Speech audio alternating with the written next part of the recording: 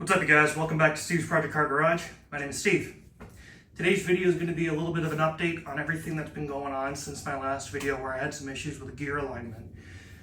So grab yourself a cup of ginger juice and sit down, because there's going to be a little bit of a story today.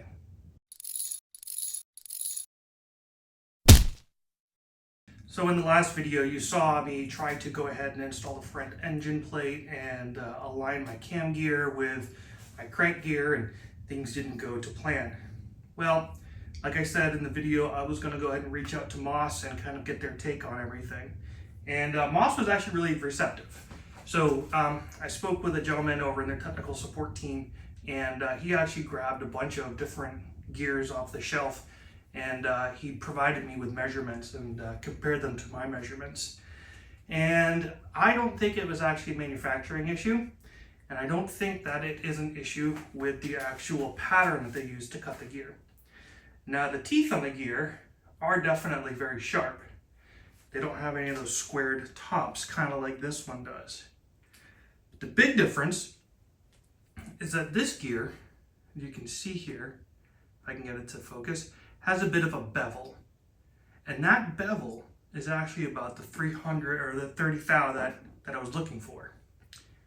If you take a look at my gear, there is no bevel. See, no bevel whatsoever. It is just a flat surface. So, obviously this car was built in the fall of 1969. They had a fun summer. It's quite possible that maybe my engine is the anomaly. So, in the hunt to try to figure out what was going on with this, I reached out to a couple of sources to see if we could find some new old stock gears. We did. A friend of mine, Mike Ruckman, he's a local guy here. He has access to a huge array of Triumph parts, many of which are new old stock. And he actually went ahead and found me this gear. Now, this gear looks like it's encrusted in amber. I'm pretty sure this is straight out of Jurassic Park.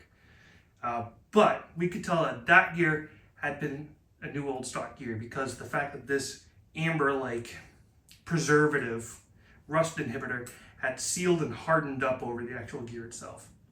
He was able to go ahead and clean it up and get that off of there and take measurements for me. And lo and behold, that gear, new old stock from 40 years ago, or however long, matched exactly what I had from Rumors. Or from Moss, rather. So I owe an apology to Moss. I thought that this was going to be a quality issue or something along those lines, and it wasn't.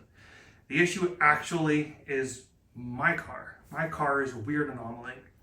Other people that I've talked to about this have said just take the new gear and machine off the back of it and call it a day and send it. And I'm opting to not do that.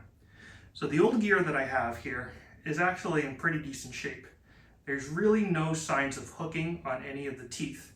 And when I went ahead and measured the depth of the teeth and compared it from the new gear to the old gear, it's pretty much identical within a thou maybe.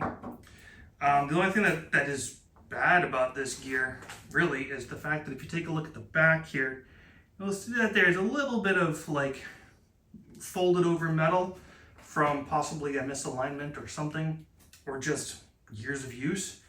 So we're going to go ahead and clean this gear up. We're going to put it on the engine, check alignment, and then we're going to go ahead and send it.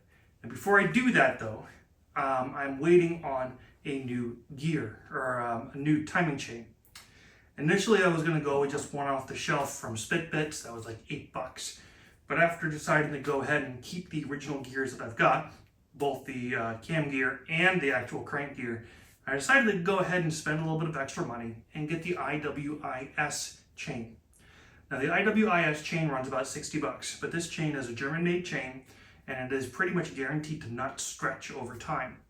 I went ahead and I talked to Ted Schumacher about this whole situation, and I bounced it off of him and I said, you know, Ted, this is kind of the situation. Using the original gears, I can't get replacement gears that are quality or that are going to match what I need. Would you go with the IWIS chain? And he said, absolutely. That was definitely a good way to go. So when I get someone like Ted to say yes, then I'm going to go ahead and do it. So that's the scoop on that. So while I'm waiting for that chain to arrive, I'm going to be going on vacation for a couple of days. So I'm not going to actually do any kind of wrenching on it right now until I have all the pieces and then we're just going to put it all together as a package. I do have some other fun things though that I have planned, and I'm going to go ahead and show you guys those right now. And this is what I wanted to show you guys. I'm super excited about. So this is a camber compensator kit from Apex to Apex Motorsports. And essentially this is designed for the older short axle swing springs on the Spitfire, also the GT6, and I think a couple of other models, possibly the Vitesse. And essentially what this does is this helps prevent wheel tuck. So if you go around any kind of corners at an aggressive speed, you do some fast turning, or if you're driving at high speed, it just helps to provide stability to the car and prevents the wheels from kind of tucking in like that. So this is something that I'm super excited about getting. I was unsure about how to go ahead and handle like the rear suspension side of things and what I really wanted to do with it. Some people were saying to go with the more modern spring and the Rotoflex setup for the rear, but I decided to stick with the original on that and go with this camber compensator. This is something that has been around for a very long time and is very well proven, and it's a relatively inexpensive kit in comparison to doing the entire conversion on that. So this is something that I'm going to be putting together shortly. I won't be doing it in today's video. We'll do a video on its own. I spoke with Ralph about this kit, and he said that with the tub off the frame, it should take about 20 minutes to install. So I'm super stoked about this. I can't wait to get this installed and share it with you guys. One more thing I'm really stoked about too is that I have picked up a alternator. This is actually an alternator off of a Kubota tractor, and my friend Leon had told me about this. He says that these pretty much bolt right up in place of the generator. So I'm really excited to get this on here. This is a 45 amp alternator. And so if it just bolts up just as easily as he says it does, I'm super stoked about that, because I do want to go ahead, obviously, and upgrade the entire electronics on this car. That's something I haven't really talked about at all, but what initially started me on this journey was the electrical on this car, and well, now the car's got its tub off. But anyways, I digress. The electrical on this car was absolutely abysmal, so I'm going to go ahead and do a custom wiring harness on this. But this is going to be one of the main pieces of that electrical system.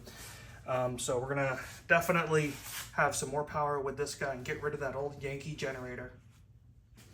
So that's the update. Sorry I wasn't doing any wrenching in this video, but honestly, it's just been kind of a holding pattern for the last couple of days as I was figuring out the Sprocket situation on the engine itself and just waiting for parts to come on in. But I'm really excited for what comes next. My plan next is to go ahead and get the rest of the parts, get the lower end of the car completely built, put the head on, and then go from there. I have the cherry picker back. My friend Chris brought that back. We'll go ahead and drop the engine and transmission on in, and then once that's done, we'll get up a basic wiring system to be able to get the engine running, and then we're going to go ahead and do a break-in on it of probably about 20 minutes, about 2,000 RPM. I picked up some Penn Grade 1 break-in oil, which is a 30-weight oil, and this was what was recommended by Ted Schumacher over at TSI. And that should be pretty much it. Once we get the engine broken in, or at least that 20-minute run-in cycle, then I'm going to go ahead and figure out what the next stages are. But it's probably going to be making sure that the gearbox works correctly, make sure the engine's happy, and if it is, then we're going to go ahead and land that tub on there and finally get the car back to a point where it could technically be driven, which would be really kind of cool. But there's still a long road ahead of me. Anyways, thank you so much for tuning in. Thank you for being a subscriber. And if you're not, please go ahead and hit that subscribe button. It definitely helps me out. If you're looking for hats like this, by the way, check the description in the bottom of the video. That's going to have a link to a page where you can go ahead and pick these up. A little bit of proceeds that does come from the sales of these hats does help me pay for some of these parts and help offset a lot of these costs. So thank you again so much for watching. And remember, when working on project cars like this, get yourself a good camber compensator and don't be that dreaded previous owner. Cheers.